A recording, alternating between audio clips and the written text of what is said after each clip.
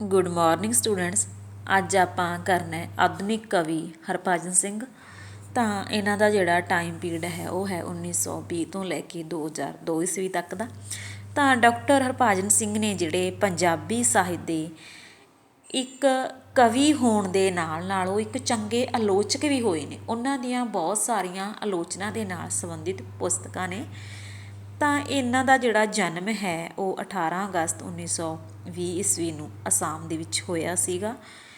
ਤਾਂ ਡਾਕਟਰ ਹਰਭਜਨ ਸਿੰਘ ਦੇ ਜਿਹੜੇ ਪਹਿਲੇ ਕਾਵਿ ਸੰਗ੍ਰਹਿ ਸੀ ਉਹਨਾਂ ਦੇ ਵਿੱਚ ਭਾਵ ਪ੍ਰਧਾਨ ਸ਼ੈਲੀ ਸੀ, ਪਰ ਮੁੱਖ ਤੌਰ 'ਤੇ ਆਪ ਬੌਧਿਕ ਰੰਗਣ ਵਾਲੇ ਕਵੀ ਸੀ। ਤਾਂ ਇਹਨਾਂ ਨੇ ਆਪਣੀਆਂ ਕਵਿਤਾਵਾਂ ਦੇ ਵਿੱਚ ਜੀਵਨ ਦੀ ਨਿਰਾਸ਼ਤਾ, ਕਰਮਹੀਨਤਾ, ਸਮਾਜਿਕ ਮਨੋਵਿਗਿਆਨਕ ਪਰਿਸਥਿਤੀਆਂ, ਮਨੁੱਖੀ ਭਾਵਾਂ ਦੀ ਸੂਖਮਤਾ ਅਤੇ ਗਹਿਰਾਈ ਨੂੰ ਬੜੀ ਹੀ ਬਾਰੀਕੀ ਦੇ ਨਾਲ ਚਿਤਰਿਆ ਹੈ।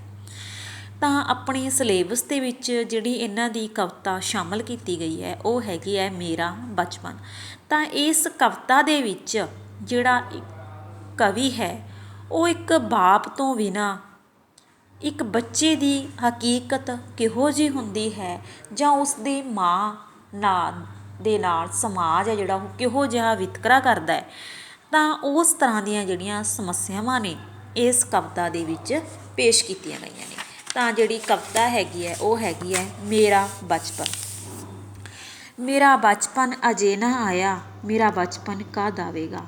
ਤਾਂ ਇਸ ਕਵਿਤਾ ਦੇ ਵਿੱਚ ਜਿਹੜਾ ਇੱਕ ਛੋਟਾ ਬੱਚਾ ਜਿਸ ਦਾ ਬਾਪ ਹੈ ਜਿਹੜਾ ਉਹ ਮਰ ਚੁੱਕਾ ਹੈ, ਉਹ ਕਹਿ ਰਿਹਾ, ਕਹਿੰਦੇ ਮੇਰਾ ਬਚਪਨ ਜੇ ਹੁਣ ਨਹੀਂ ਆਇਆ ਤਾਂ ਹੋਰ ਕਦੋਂ ਆਵੇਗਾ। ਜਦ ਉਮਰਾਂ ਦੀ ਝੋਲੀ ਦੇ ਵਿੱਚ 2, 3, 4 ਜਾਂ 5 ਵਰ੍ਹੇ ਸਨ। ਕਹਿੰਦੇ ਮੇਰੇ ਬਾਪ ਦੀ ਜਿਹੜੀ ਮੌਤ ਹੈ ਉਹ ਉਦੋਂ ਹੋ ਗਈ ਸੀ ਜਦੋਂ ਮੈਂ 3 ਜਾਂ 4 ਸਾਲਾਂ ਦਾ ਸੀ। ਮਾਂ ਦੇ ਬੁੱਲ੍ਹ ਵਰਾਨਾਂ ਉੱਤੇ ਕਦੀ ਨਾ ਉੱਗੀ ਹਰੀ ਕਰਮੁੱਲ। ਕਹਿੰਦੇ ਇਸ ਦੁੱਖ ਦੇ ਕਾਰਨ ਕਹਿੰਦੀ ਮੇਰੀ ਮਾਂ ਹੈ ਉਹ ਉਦਾਸ ਰਹਿੰਦੀ ਸੀ। ਕਹਿੰਦੇ ਕਦੇ ਵੀ ਮੈਂ ਉਸਦੇ ਚਿਹਰੇ 'ਤੇ ਖੁਸ਼ੀਆਂ ਨੇ ਜਿਹੜੀਆਂ ਉਹ ਨਹੀਂ ਦੇਖੀਆਂ। ਨੈਣ ਉਸਦੇ ਭਰੇ ਭਰੇ ਸਨ, ਦਿਨ ਜਿਉਂ ਬੁਝੇ ਬੁਝੇ ਪਰਛਾਵੇਂ। ਮਾਂ ਮੇਰੀ ਦੀ ਸਗਲ ਮਸ਼ੱਕਤ ਨੀਵੀਂ ਨਜ਼ਰ ਸਦਾ ਸ਼ਰਮਾਵੇ। ਕਹਿੰਦੇ ਮੇਰੀ ਮਾਤਾ ਹੈ ਜਿਹੜੀ ਉਸਦੀਆਂ ਜਿਹੜੀਆਂ ਅੱਖਾਂ ਨੇ ਉਹ ਸਦਾ ਹੀ ਹੰਝੂਆਂ ਦੇ ਨਾਲ ਭਰੀਆਂ ਰਹਿੰਦੀਆਂ ਸੀ। ਕਹਿੰਦੇ ਉਹ ਸਾਰਾ ਦਿਨ ਉਦਾਸ ਰਹਿੰਦੀ ਸੀ ਅਤੇ ਮੇਰੀ ਮਾਂ ਬਹੁਤ ਜ਼ਿਆਦਾ ਸਖਤ ਮਿਹਨਤ ਕਰਦੀ ਸੀ, ਕਿਉਂਕਿ ਸਾਡੇ ਘਰ ਦੇ ਵਿੱਚ ਗਰੀਬੀ ਸੀ। ਉਹ ਸਾਰਾ ਦਿਨ ਕਮਾਉਣ ਦੇ ਵਿੱਚ ਲੱਗੀ ਰਹਿੰਦੀ ਸੀ, ਪਰ ਸਮਾਜ ਦੀਆਂ ਨਜ਼ਰਾਂ ਤੋਂ ਕਹਿੰਦੇ ਉਹ ਸ਼ਰਮਾਉਂਦੀ ਵੀ ਸੀ, ਕਿਉਂਕਿ ਇੱਕ ਵਿਧਵਾ ਦਾ ਇੱਕ ਸਮਾਜ ਦੇ ਵਿੱਚ ਜਿਹੜਾ ਚੰਗਾ ਸਥਾਨ ਹੈ ਉਹ ਨਹੀਂ ਹੁੰਦਾ। ਤਾਂ ਕਹਿੰਦੇ ਰਾਤ ਸੁਲਗਦਾ ਸੁੰਝਾ ਪਾਲਾ, ਮੈਂ ਮੇਰੀ ਮਾਂ ਦੀਪ ਬਿਹੂਨੇ, ਜਿਉਂ ਹਨੇਰੇ ਦੀ ਚੁੰਬ ਮਾਰ ਕੇ 2 ਬੂਟੇ ਕਮਲਾਏ ਸੁੱਤੇ। ਕਹਿੰਦੇ ਬਹੁਤ ਜ਼ਿਆਦਾ ਗਰੀਬੀ ਸੀ ਸਾਡੇ ਘਰ ਦੇ ਵਿੱਚ। ਤਾਂ ਕਹਿੰਦੇ ਅਸੀਂ ਪਾਲੇ ਦੇ ਵਿੱਚ ਰਾਤ ਨੂੰ ਦੋਨੋਂ ਪਏ ਹਾਂ, ਅਤੇ ਕਹਿੰਦੇ ਮੈਂ ਅਤੇ ਮੇਰੀ ਮਾਂ ਕਹਿੰਦੇ ਸਾਡੇ ਘਰ ਦੇ ਵਿੱਚ ਰੋਸ਼ਨੀ ਨਹੀਂ ਹੈ, ਅਸੀਂ ਇਸ ਤਰ੍ਹਾਂ ਹੀ ਹਨੇਰੇ ਦੇ ਵਿੱਚ ਪਏ ਹਾਂ। ਸਾਡੇ ਵਿਹੜੇ ਮਰੀ ਕਹਾਣੀ, ਇੱਕ ਸੀ ਰਾਜਾ ਇੱਕ ਸੀ ਰਾਣੀ। ਕਦੀ ਕਦੀ ਮੇਰੀ ਮਾਂ ਆਖੇ ਵੇ ਮੇਰੇ ਦੁੱਖ ਦਰਦ ਦੇ ਹਾਣੀ, ਮੇਰੀ ਹਿੱਕ ਨੂੰ ਲੱਗ ਕੇ ਸੌਂ ਜਾ।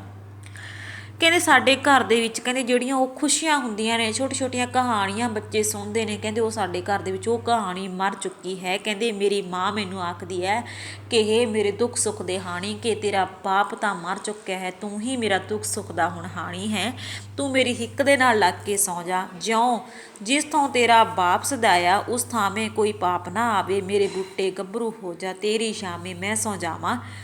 ਕਦੇ ਕਦੇ ਬਾਲਾਂ ਦੇ ਕੁੱਛੜ ਸੌਣ ਨਚਿੰਤ ਨਿਕਰਮਣ ਮਾਵਾਂ। ਤਾਂ ਉਹ ਕਹਿ ਰਹੀ ਹੈ, ਕਹਿੰਦੀ ਮੈਨੂੰ ਤੇਰੀ ਛਾਂ ਹੈ, ਮੈਂ ਤੇਰੇ ਛਾਵੇਂ ਸੋਵਾਂਗੀ। ਕਹਿੰਦੇ ਅਨੇਕਾਂ ਹੀ ਇਸ ਤਰ੍ਹਾਂ ਦੀਆਂ ਮਾਵਾਂ ਨੇ ਜਿਹੜੀਆਂ ਕਹਿੰਦੇ ਇਸ ਤਰ੍ਹਾਂ ਆਪਣੇ ਛੋਟੇ ਬੱਚਿਆਂ ਦੇ ਸਹਾਰੇ ਆਪਣੀ ਜ਼ਿੰਦਗੀ ਜਿਹੜੀਆਂ ਨੇ ਉਹ ਕੱਢਦੀਆਂ ਨੇ। ਮੈਂ ਆਪਣੀ ਮਾਤਾ ਦਾ ਓਲਾ, ਉਸ ਦੀ ਛਾਂ ਉਸ ਦਾ ਪਰਛਾਵਾਂ। ਉਂਝ ਤਾਂ ਹਰ ਮਾਂ ਸੋਹਣੀ ਹੁੰਦੀ, ਪਰ ਮੇਰੀ ਮਾਂ ਵੇਖ ਵੇਖ ਕੇ ਹਰ ਅੱਗ ਸੁਲਗੇ ਜਿਵੇਂ ਦੁਪਹਿਰੀ, ਮੈਂ ਉਸਦੇ ਸੰਗ ਤੁਰਿਆ ਜਾਵਾਂ। ਚੁੱਪ ਸੰਘਣੀ ਛੌਹ ਇਕਹਿਰੀ, ਨਜ਼ਰ ਨਜ਼ਰ ਮੇਰਾ ਮਕਤਬ ਸੀ, ਬੋਲ ਬੋਲ ਸੀ ਸੰਥਾ ਮੇਰੀ।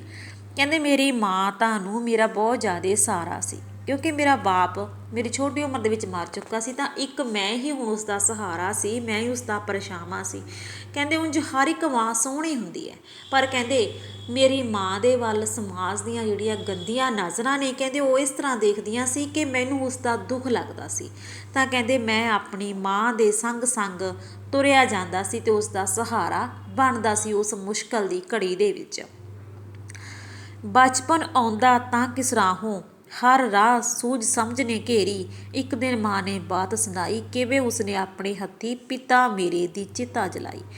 ਤਾਂ ਕਹਿੰਦੇ ਮੇਰਾ ਬਚਪਨ ਕਿਵੇਂ ਆਉਂਦਾ, ਕਿਉਂਕਿ ਮੇਰਾ ਬਚਪਨ ਤਾਂ ਉਸ ਸਮੇਂ ਰੁਲ ਚੁੱਕਿਆ ਸੀ ਜਿਸ ਸਮੇਂ ਮੇਰੇ ਪਿਤਾ ਦੀ ਮੌਤ ਹੋ ਚੁੱਕੀ ਸੀ। ਤਾਂ ਕਹਿੰਦੇ ਮੇਰਾ ਬਚਪਨ ਹੁਣ ਕਦੋਂ ਆਉਣਾ ਸੀ, ਕਹਿੰਦੇ ਹੁਣ ਨਹੀਂ ਆਉਣਾ ਸੀ ਮੇਰਾ ਬਚਪਨ। ਕਹਿੰਦੇ ਇੱਕ ਦਿਨ ਮੇਰੀ ਮਾਂ ਨੇ ਮੈਨੂੰ ਗੱਲ ਸੁਣਾਈ ਕਿ ਕਹਿੰਦੇ ਕਿਸ ਤਰ੍ਹਾਂ ਉਸਨੇ ਤੇਰੇ ਪਿਤਾ ਦੀ ਜਿਹੜੀ ਚਿਤਾ ਹੈ ਉਹ ਆਪ ਉਸ ਨੂੰ ਅੱਗ ਲਾਏ ਸੀ, ਕਿਉਂਕਿ ਕਹਿੰਦੇ ਉਸ ਦੇ ਆਲੇ ਦੁਆਲੇ ਕੋਈ ਸਹਾਰਾ ਦੇਣ ਵਾਲਾ ਜਾਂ ਕੋਈ ਚਿਤਾ ਜਲਾਉਣ ਵਾਲਾ ਕੋਈ ਨਹੀਂ ਸੀ। ਤਾਂ ਉਸ ਦੀ ਮਾਂ ਕਹਿੰਦੀ ਹੈ ਫਿਰ ਕੁਰਲਾਈ, ਕਹਿੰਦੀ ਨਹੀਂ ਨਹੀਂ, ਮੈਂ ਆਪਣੇ ਹੱਥੀਂ ਤੇਰਾ ਬਚਪਨ ਆਪ ਜਲਾਇਆ, ਮੇਰਾ ਬਚਪਨ ਉਦੋਂ ਨਾ ਆਇਆ, ਮੇਰਾ ਬਚਪਨ ਕਦ ਆਵੇਗਾ।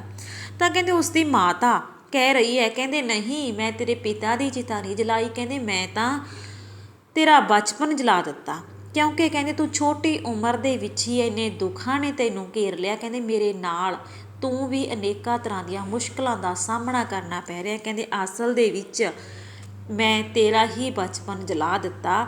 ਤਾਂ ਜਿਹੜਾ ਕਵੀ ਹੈ ਉਹ ਇੱਕ ਬੱਚੇ ਦੇ ਰੂਪ ਦੇ ਵਿੱਚ ਕਹਿ ਰਿਹਾ, ਕਹਿੰਦੇ ਜੇ ਮੇਰਾ ਬਚਪਨ ਉਦੋਂ ਨਾ ਆਇਆ, ਮੇਰਾ ਬਚਪਨ ਕਦ ਆਵੇਗਾ। ਕਹਿੰਦੇ ਜਦੋਂ ਛੋਟੀ ਉਮਰ 'ਚ ਹੀ ਮੇਰਾ ਬਚਪਨ ਨਹੀਂ ਆਇਆ, ਉਸ ਸਮੇਂ ਮੇਰਾ ਬਚਪਨ ਰੁਲ ਗਿਆ। ਕਹਿੰਦੇ ਹੁਣ ਉਹ ਮੇਰਾ ਬਚਪਨ ਹੈ ਜਿਹੜਾ ਉਹ ਦੁਬਾਰਾ ਨਹੀਂ ਆ ਸਕਦਾ। ਤਾਂ ਇਸ ਤਰ੍ਹਾਂ ਇਸ ਕਵਿਤਾ ਦੇ ਵਿੱਚ ਕਵੀ ਨੇ ਇੱਕ ਪਿਤਾ ਦੇ ਮੌਤ ਹੋਣ ਤੋਂ ਬਾਅਦ ਇੱਕ ਛੋਟੇ ਬੱਚੇ ਦੀ ਕਿਹੋ ਜਿਹੀ ਦੁਰਦਸ਼ਾ ਹੁੰਦੀ ਹੈ ਜਾਂ ਉਹ ਕਿਸ ਤਰ੍ਹਾਂ ਉਸਦਾ ਬਚਪਨ ਰੁਲਦਾ ਹੈ, ਅਤੇ ਨਾਲ ਹੀ ਸਮਾਜ ਦੀਆਂ ਨਜ਼ਰਾਂ ਦੇ ਵਿੱਚ ਉਸਦੀ ਮਾਤਾ ਦਾ ਜਿਹੜਾ ਮਾਤਾ ਦੀ ਜਿਹੜੀ ਜਵਾਨੀ ਹੈ ਉਹ ਕਿਸ ਤਰ੍ਹਾਂ ਰੁਲਦੀ ਹੈ, ਤਾਂ ਉਹ ਇਸ ਕਵਿਤਾ ਦੇ ਵਿੱਚ ਬਿਆਨ ਕੀਤਾ ਹੈ। Thank you.